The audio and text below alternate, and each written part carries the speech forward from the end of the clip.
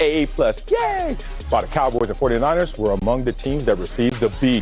So, Acho, Mr. Dapper, who won the NFL draft? So I've been mulling over who won the NFL draft for a while. Was it a team? Was it a player? But I realized the real winner, y'all, it was a coach for the Dallas Cowboys by the name of Dan Quinn, the defensive coordinator. Because the Cowboys, for the first time in history, their first 6 picks on defensive players. But then I got to thinking, Dan Quinn, he is the first defensive coordinator to have a number 1 defense, scoring defense, and total defense in the last 35 years. First defensive coordinator to do that in back-to-back years in the last 35 years. But how did Dan Quinn do that for the Seattle Seahawks? Y'all remember those dominant Seahawks defenses? He did it by acquiring pieces. So what was the major piece, the cornerstone for the Seahawks? It wasn't Earl Thomas. It wasn't Richard Sherman. It was actually the longest tenured Seahawk, KJ Wright. Outside linebacker, KJ Wright. This man, now that's a bad man. He's one of only 2 players, 900 tackles, 10-plus passes defended, 10-plus sacks, 50-plus passes defended. One of only 2 players with Levante David with those kind of numbers. So who'd the Cowboys take with their first overall pick?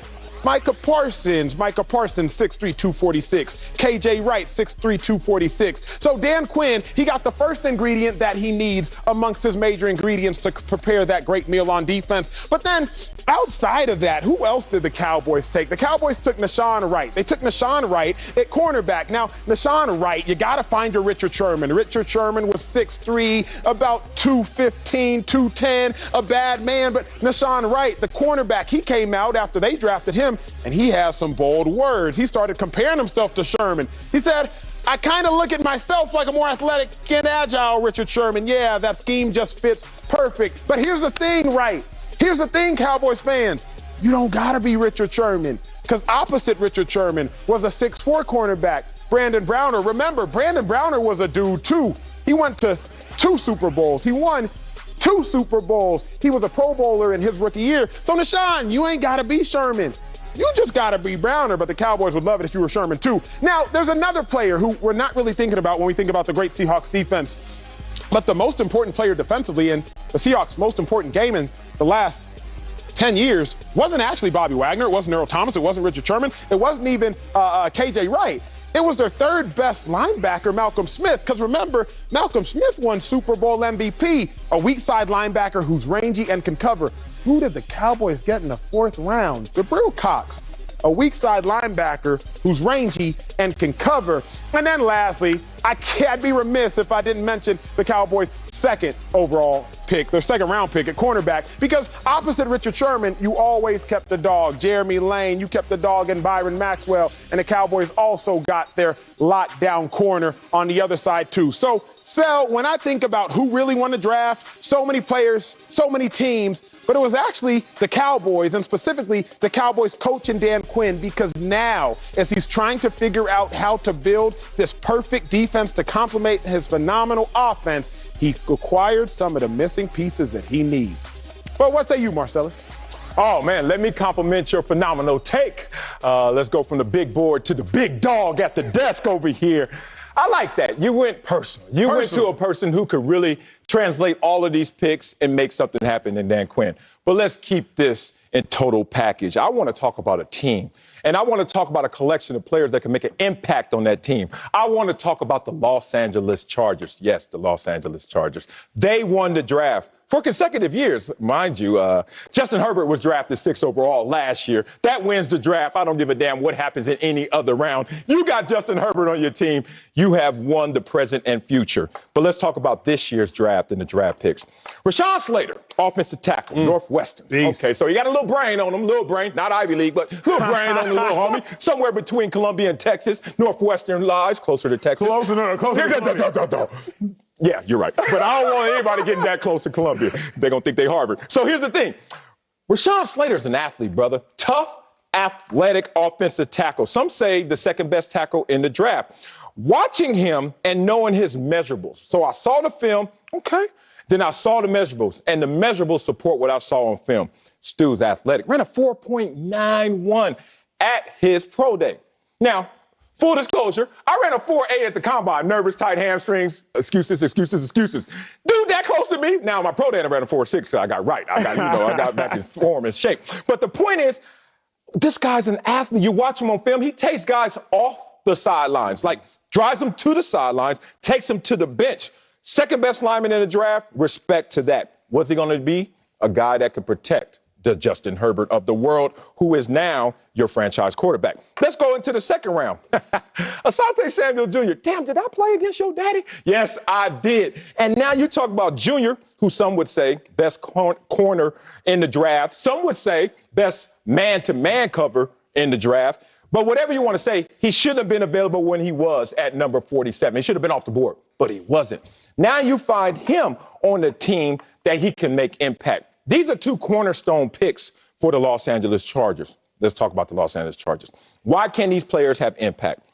It's because the Chargers were a 7-9 team that was full of injuries, but full of talent and potential. Stay healthy.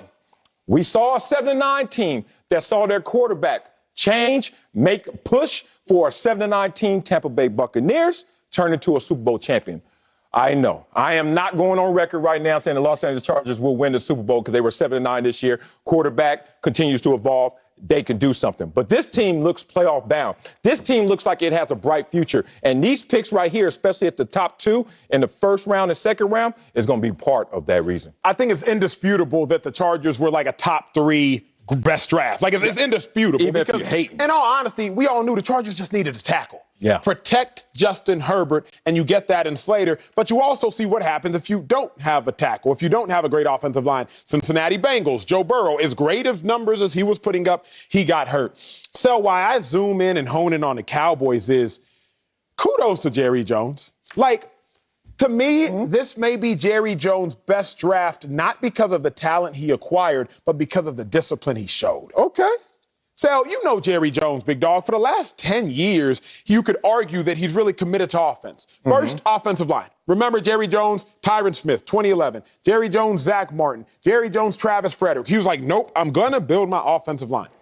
Then you saw from about 2016 moving forward, okay, let me focus on these skill positions. What's good, Zeke, in the first round? What's good, Dak Prescott, in the fourth round? What's good, Michael Gallup, in the third round? What's up, CeeDee Lamb, in the first round? Then he starts to focus on his skill positions on offense. But all the while, Jerry has kind of neglected his defense. Yeah. So shout out to Jerry Jones. Shout out to you for your discipline of saying, bump this. I'm going to believe what Marcellus is selling. I'm going to believe what most of America is selling, even what Acho is selling. Cowboys, y'all should have the most prolific offense in the National Football League by talent. Yes. So if our offense is Gucci, I'm not going to go acquiring any more offensive weapons because I don't need it. Let me show some discipline and let me spend 6 picks. We had 6 draft picks out of the first 115 in the draft. Let me spend all 6 on defense, but not just defense. Because, Sel, I'm thinking about this quote as I'm talking. There's a quote, practice makes perfect. I don't agree with that. Me either. Perfect practice makes perfect. I agree with that. So draft picks don't improve a team. Intentional draft picks improve a team. Ooh, look at you. And the Cowboys were very intentional with who they were picking. Yeah, we could go get a linebacker. We could get a DB. But Dan Quinn, if you're a genius as far as defenses because you coordinated the number 1 defense in back-to-back years for the first time since 1985, 1986 Chicago Bears, then what do you need, Dan Quinn? Oh, you need a outside linebacker, stand-up linebacker like KJ Wright. Okay, that's Micah Parsons for you. Literally identical. He can pressure. He can play in coverage. He can blitz. He can do all these things. What else you need, Dan Quinn? You need you a 6'3", 6'4" cornerback. You're intentional in finding a 6'4" cornerback. Like, you don't just stumble into choosing a 6'4" cornerback. Most defensive coordinators, they don't like tall corners. You know this. I know this. Taller you are, lower center of gravity you have, harder to change direction. So wait a second. Let's go get Nashawn Wright because we liked Brandon Browner and Richard Sherman worked for us in our cover 3 scheme. The Cowboys didn't just draft players. They intentionally selected picks. And that's why when I look about it, they didn't just acquire talent. They acquired the talent that they needed. It wasn't just, let's get the best player in the draft. It's let's get the most important player for the Cowboys. Yeah. And that's why I'm like, hey, kudos to you, Jerry Jones. Kudos to you, all the Joneses. And kudos to you, McCarthy. Yep. But here's the problem. What you got? You're doing this again. We're back in Vegas. I hate to go back to Vegas with you because you want to be at the tables all damn day. I want to go to the club. We got problems, but we're boys. Here you go again with your last $10. Cowboys defense. Talk about, oh, man, we hit. And I'm like, Acho, okay, I'm at the club. You're like, I can't hear you. I said, I'm at the club. And you show up, you got $100. You're like, I ain't got 10 no more. You coming from such a deficit that $100 looks like everything.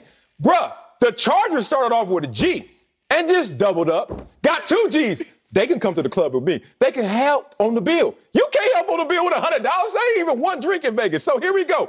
I'm looking at a team that didn't have those deficiencies. They just had injury issues, and they did need an offensive tackle. I respect that. Look at the Chargers in terms of what they needed going into the draft. I love the fact that you said intentional picks. Offensive tackle, cornerback, outside linebacker. They went offensive tackle, cornerback, receiver. Justin Herbert said thank you. Tight end. Justin Herbert said thank you. No more Hunter Henry. And then they went edge rusher with the Gumby band, they say. Chris Rumpf II. So you look at what their picks are. Not only are they intentional, they can help their draft picks of needs, but more importantly, we don't have that